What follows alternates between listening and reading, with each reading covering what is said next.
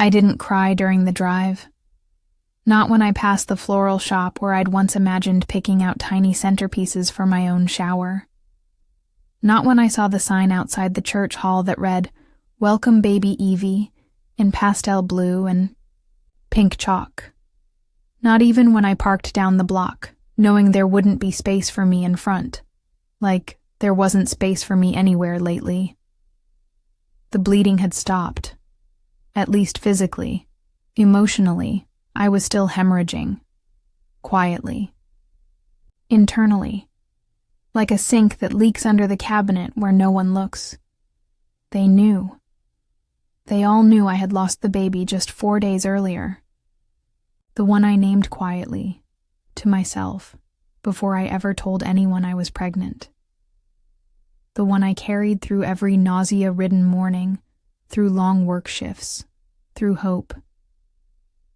I was 12 weeks, not far, but far enough to feel like I had already built a life around someone who'd never get to exist. When I told Mom, her hand went to her mouth, not in shock, but in calculation. "Oh, honey, are you sure this is the right time to say anything?" she whispered, glancing toward the kitchen. "You know we've got Olivia's shower this weekend. Let's not bring the mood down." I remember nodding. Because that's what I've always done. I nodded through my father forgetting my birthday, through my sister taking my clothes, through being the one who helped pay for Olivia's nursing degree while I worked night shifts at a diner. Olivia was radiant when she was handed everything. I was invisible even when I gave everything. So when Sunday came, the day I was supposed to stay in bed, quietly healing, I went. Not because I wanted to, but because I was curious how far they would go to pretend I wasn't breaking. Inside the hall, the decorations were beautiful. Soft whites, gold accents, floating balloons with the baby's name etched in glitter. I stood near the edge of the room. No one noticed. Not even Mom.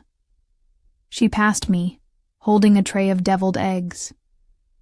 "Could you go around and collect wrapping paper? Later, Olivia wants to scrapbook everything." I opened my mouth, closed it again. Someone brushed past me to hand Olivia a box. She squealed. "Another one from Aunt Grace. Oh my God, it's the hand-knit blanket." My stomach twisted. That was the same yarn I had bought for my own little project. A pale yellow. I left it half-finished in a drawer. I excused myself to the bathroom. Not to cry. Not exactly. I just needed to sit. To breathe. To not collapse in. A room where no one saw me standing. The hallway outside the bathroom had a dusty mirror. I caught my own reflection. Flat eyes, pale skin, lips pressed so tightly they barely looked like a mouth anymore. I looked like someone who had been erased in real time. When I came back, Olivia was opening my gift. A simple onesie. Soft cotton, folded neatly in tissue paper. No card, because what could I say? Congrats on becoming what I just lost. "Who's this from?" Olivia asked, holding it up like a puzzle. Mom glanced at me. "Oh, that's from your sister. Isn't it sweet?" And that was it. No hug, no thanks. No one looked twice. I sat back down and took a sip of room temperature punch, the ice long gone. Somewhere between the gift opening and the games, I slipped out the back door. No one called after me. I went home and opened the drawer. The yellow yarn still curled in its half-finished spiral. The crochet needle tucked under it like a forgotten promise. I didn't cry then either. I just sat beside the drawer and whispered his name. The next morning, I woke up to the sound of group texts. Little ping, ping, ping sounds from the family chat.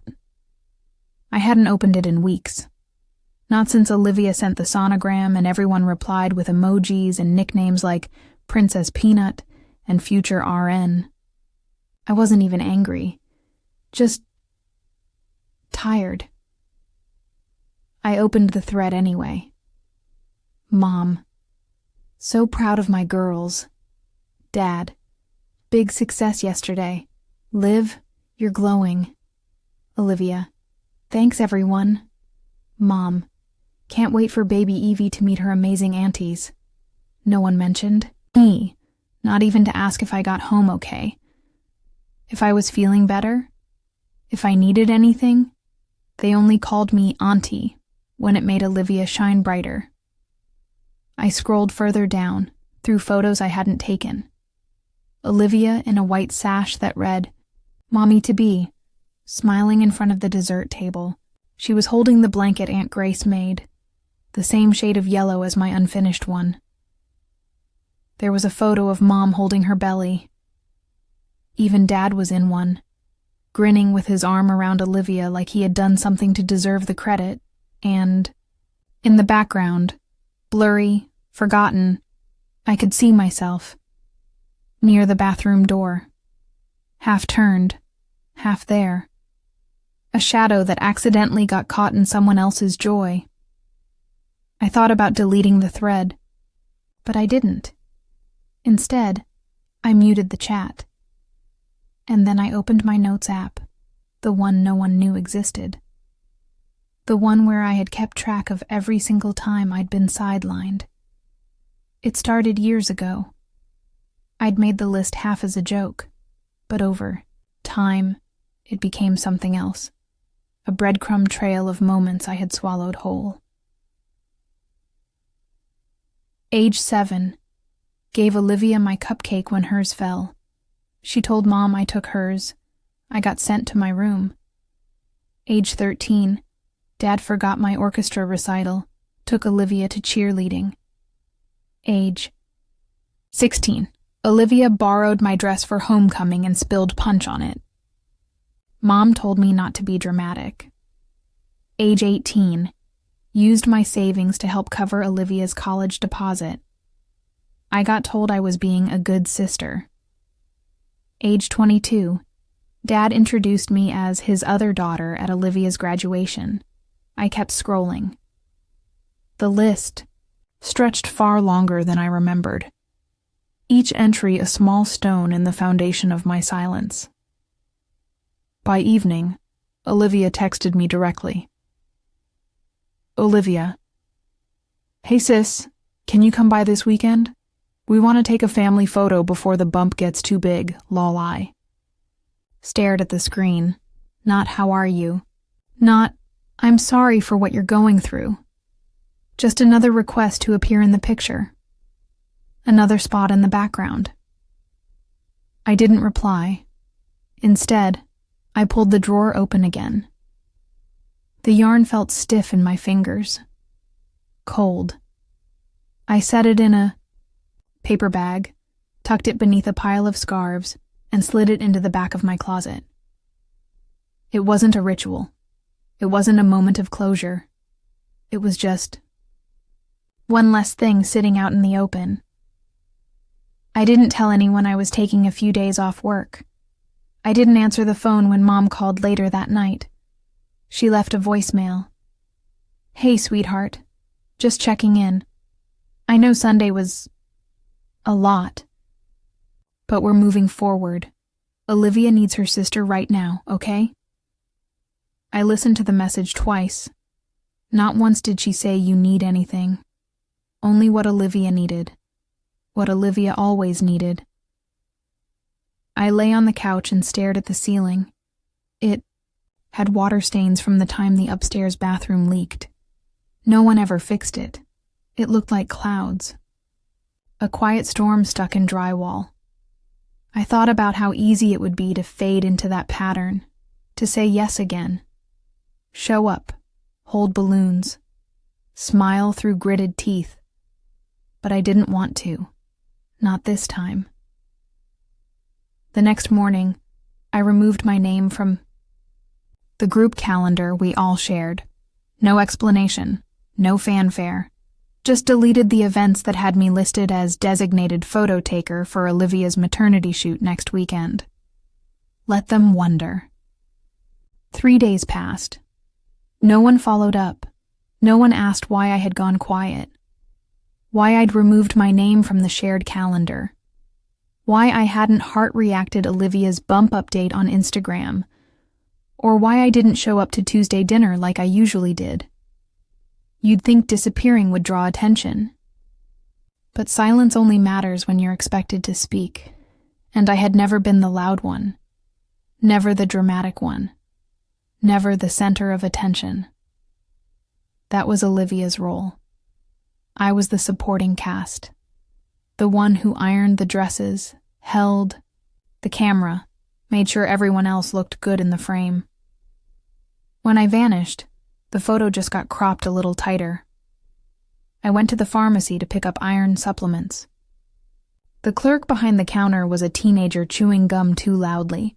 He scanned my prescription, barely looked up. "You okay?" he asked, monotone. I blinked. "What?" He pointed to the sleeve of my cardigan. I hadn't realized it was inside out. "Oh.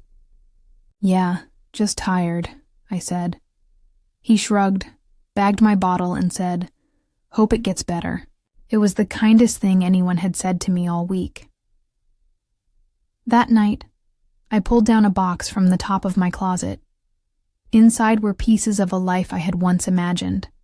A soft gray blanket, a framed quote that read, "You were already loved," and a book titled Moments for Mothers. A gift I had ordered for myself during a week. I'd felt brave. I didn't open the book. I just sat on the floor, tracing the rim of the blanket with one finger, thinking about how many things I had prepared before I even had permission to hope. There was a knock at the door. I didn't move. It came again, louder this time, followed by the sound of a familiar voice through the door. "It's me. Olivia." I stood slowly, set the box aside, and opened the door halfway. She was standing there with a makeup-free face and a brown paper bag. "Hey," she said. "I brought soup. Mom said you weren't feeling great." "Soup," I repeated. She lifted the bag like proof. I didn't invite her in, but she stepped over the threshold anyway. "It's butternut squash, the one you like." She smiled faintly. "And there's bread." I watched her walk into my kitchen like it still belonged to her. She opened cabinets, searching for bowls. I stayed quiet. When she finally sat down with 2 steaming bowls in front of us, she said it like a whisper. "I know you're mad." I didn't answer. She stirred her soup. I didn't know how to bring it up. What happened? My stomach tensed. "You mean the miscarriage?" She winced. "Yeah, that." I watched the steam swirl above the bowl. "You didn't bring it up," I said quietly. "At all." Her eyes flicked toward me. I didn't want to make it worse. "For who?" I asked. "You or me?" She didn't reply, just pushed her spoon deeper into the soup until it scraped the bottom of the bowl. "You could have moved the shower," I said, my voice steady. "Or postponed it. Or acknowledged that I might not want to attend the celebration of something I just lost." Olivia's eyes filled, but no tears fell. "It was already planned." I nodded slowly. "That's the thing, Liv.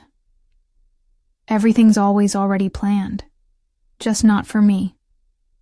The silence that followed was thick, dense enough to settle between us like a third person at the table. "I didn't know how to help," she said finally. "I didn't need help. I replied. I just needed space to grieve. And maybe not to be the one collecting your wrapping paper while I bled. She looked up, then, really looked, and for the first time in years, she didn't have anything to say. She left the soup, but not the bread. Took it with her, like something salvageable. I closed the door behind her and locked it, not because I was angry, but because I finally realized it was allowed. It took them 6 more days to notice I wasn't coming back, not to dinner, not to errands, not to the background of their posed pictures. On Thursday evening, my phone lit up with Mom in all caps. I didn't answer. She left a voicemail. Her voice was stiff, like she was speaking through a smile that didn't quite fit. Hi, sweetie. Just checking in. Haven't heard from you this week, and we're starting to get a little worried. Olivia's maternity shoot is Saturday. We're thinking something rustic, like that field off Route 8 you loved as a kid. Let me know what time you're coming. That word again. You're coming. Not can you come. Not would you want to. Not, are you okay to be there? Just assumed compliance. The old script. I didn't call back. Instead, I turned off my phone and walked down to the cafe at the end of my block. It was raining, but just a soft kind, like sky fog. The barista with the sleeve tattoo smiled when she saw me. Decaf chai? I nodded. There was something comforting about being known for something simple.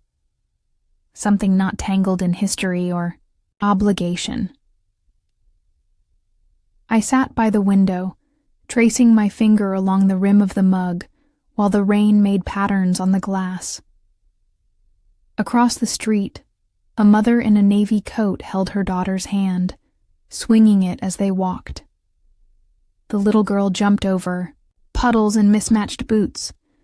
They were laughing about something I couldn't hear. I didn't feel bitter. Not quite. Just distant from it. Like I was watching a film I once auditioned for but never got the part. When I got home, I opened a new document.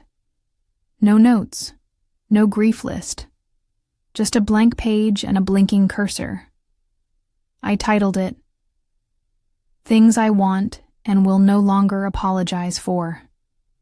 I started slow. Peace. Solitude. Being heard before being used. Not being the good sister at my own expense. Not smiling through pain to keep someone else's joy unbroken. Saying no. Being missed when I'm gone, not only when I'm useful. The list wasn't long, but it was mine. On Saturday morning, the day of the photo shoot, I stayed in bed. The sky outside was washed in gray. The same soft gray I had chosen for the baby blanket now folded deep in the closet. I made pancakes, just for myself. Played a record from my dad's old vinyl collection. Not because I missed him, but because I liked the sound of the crackle before the first note. At noon, I got a text from Olivia. Olivia, are you almost here? We're losing the light. I stared at it. Then did something I'd never done before in 31 years. I didn't reply. Later that afternoon, Mom texted. Mom, I know you're hurt, but this behavior is unfair. Family shows up. I typed a reply. Deleted. It typed another. Deleted again. Then I closed the phone, flipped it over, and kept chopping vegetables for the soup I was making. Not for anyone else. Just me. The light faded. The day slipped into quiet. And for the first time in months, I didn't feel like I owed it to anyone to narrate where I'd been. I just was. I didn't hear from them for 2 weeks after the photo shoot.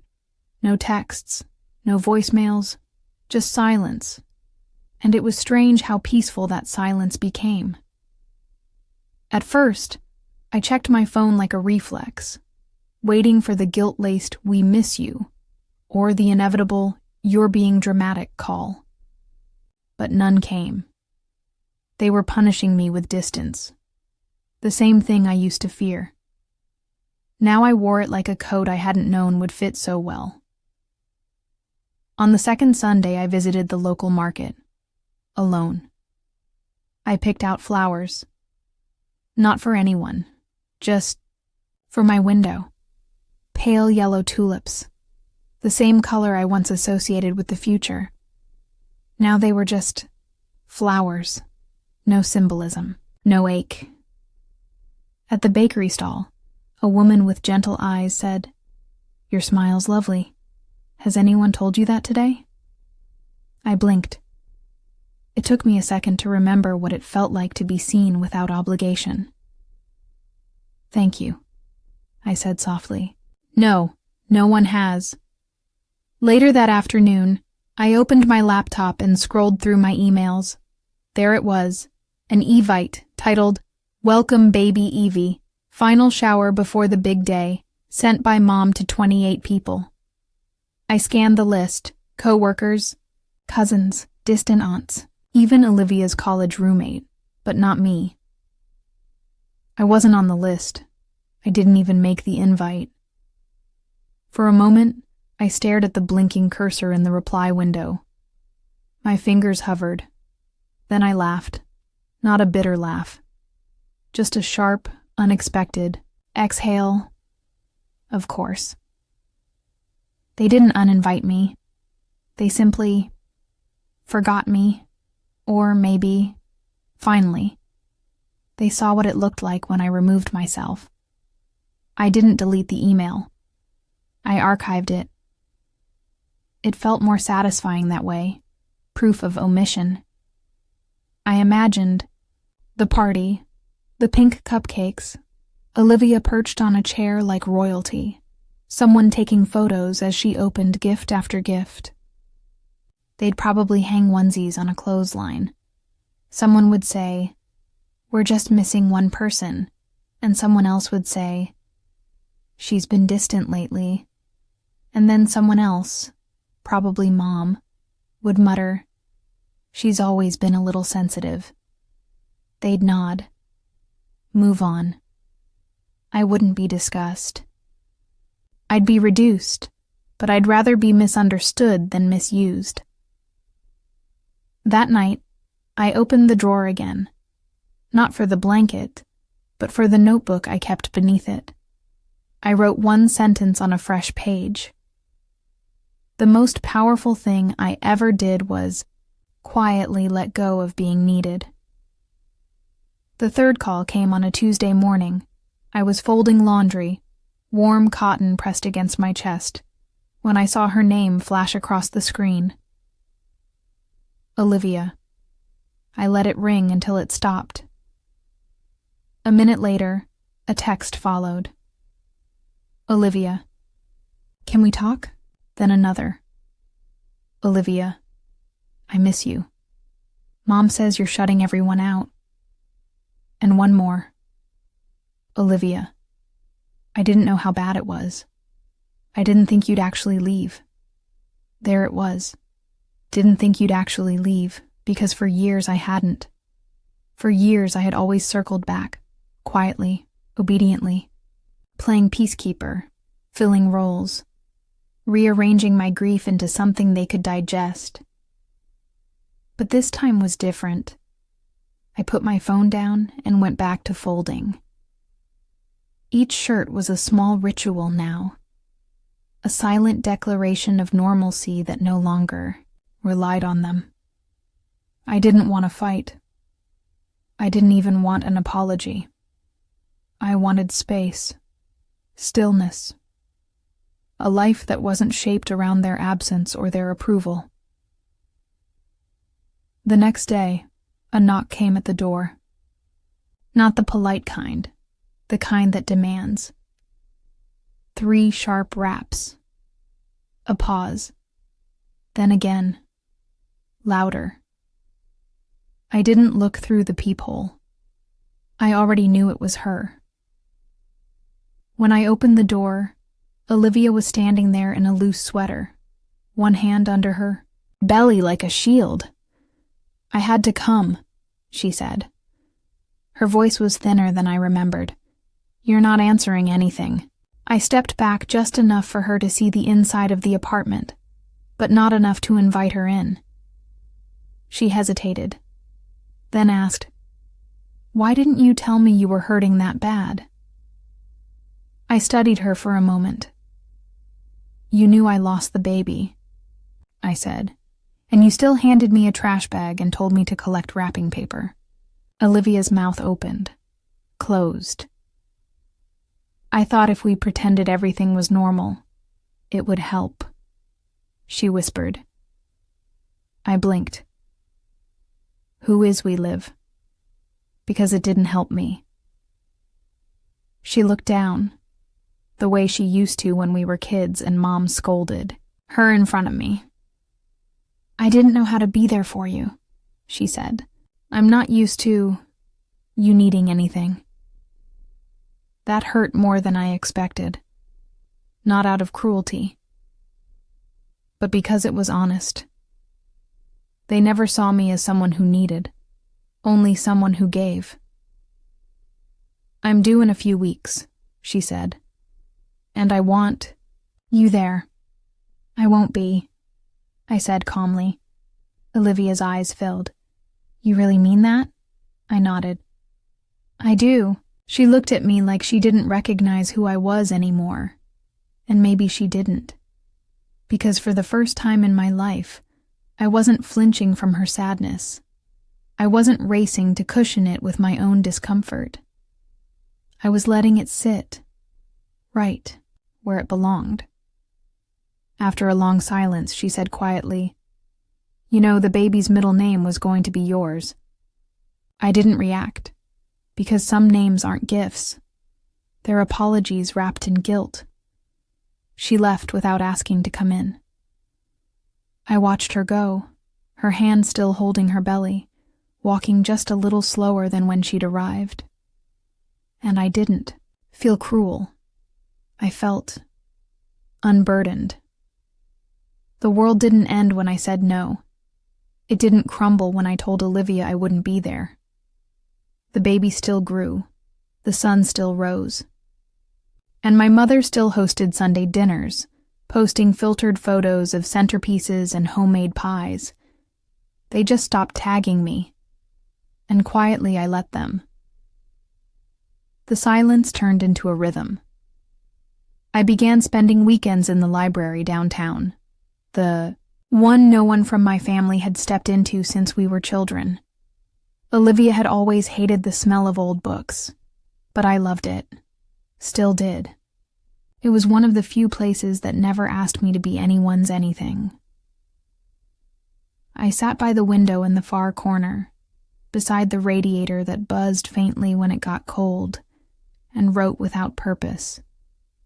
Not poems, not essays, just thoughts. Fragments of self I had forgotten. I am not an accessory to her joy. I am not the ribbon tied around someone else's gift. I can exist without serving a role in their photographs. One evening, I ran into Aunt Grace at the grocery store. She was picking out apples, wearing her usual 2 large sunglasses and cardigan, sleeves that always slipped past her wrists. She smiled when she saw me, but it didn't quite reach her eyes. "Oh," she said. "You've been quiet." I nodded. "I've needed it." She studied me for a second longer than was comfortable. "They miss you," she said softly. I tilted my head. Do they say that? Or do they just miss what I used to do for them? She blinked. Didn't answer. Just went back to the apples. When I got home, I found another envelope in the mailbox. A baby announcement this time. Cream cardstock. Gold script. Evie Rose Carter. Born 6 celebs, 8 rosettes, light of our lives. No note, just the card. I turned it over, blank on the back, not even a scribbled, hope you're well, or she looks like you. I stood there in the hallway, holding it in my palm like it might warm. It didn't. I didn't cry. I just placed it on the table, sat beside it, and stared out the window. Snow had begun to fall. Quiet, weightless flakes landing against the pane. Pressed my fingers to the glass, and for the first time in months, I felt the ache begin to shift, not disappear, but loosen, like breath returning after holding it too long. I didn't go to the baptism. Mom sent an email with the subject line, "Important family event. Please come." I opened it. I read it. Then I closed it and never responded. I had learned that important only meant visible, not healing, not truthful, just photogenic unity. Instead, that Sunday, I took the train out of town. I didn't tell anyone. Not because I was trying to make a statement, but because it felt good to move without being tracked. I brought nothing with me but a journal, a scarf, and the pale yellow blanket I had once started to crochet. It was still unfinished, but it no longer felt like a failure. It felt like a memory I had grown strong enough to fold away. I spent the afternoon at a quiet lake, the water still and untouched. There were no children screaming nearby, no picnics, no perfect families performing their closeness, just trees, and the sound of water touching shore. I sat on a bench, holding the blanket in my lap, and allowed the moment to stay empty. Not sad, not full, just enough. When I returned home that evening, I found a message taped to my door. In Olivia's handwriting, I'm sorry, I wish I could go back. I miss my sister. It was the first real apology she'd ever written without being prompted. But I didn't text back. I didn't call. Because forgiveness is not a door you swing open at the first knock. It's a window, cracked over time. A breeze that may return if the weather softens. A week later, I packed up the nursery items still hidden in drawers. The book. The frame. The onesie. I didn't donate them. I didn't burn them. I wrapped each one in cloth, placed them in a shoebox, and slid them under my bed. Not out of shame, but because grief needs a place to rest, too. Somewhere, a baby was learning to laugh. Somewhere, a mother was being celebrated. Somewhere, a family was gathered for photos, and for once, I didn't feel erased by it. I felt free from the need to belong to it. That night, I wrote in my journal one last line. I wasn't invisible. They just never looked. And now, finally, I've stopped waiting to be seen. Then I turned off the light and slept without checking my phone.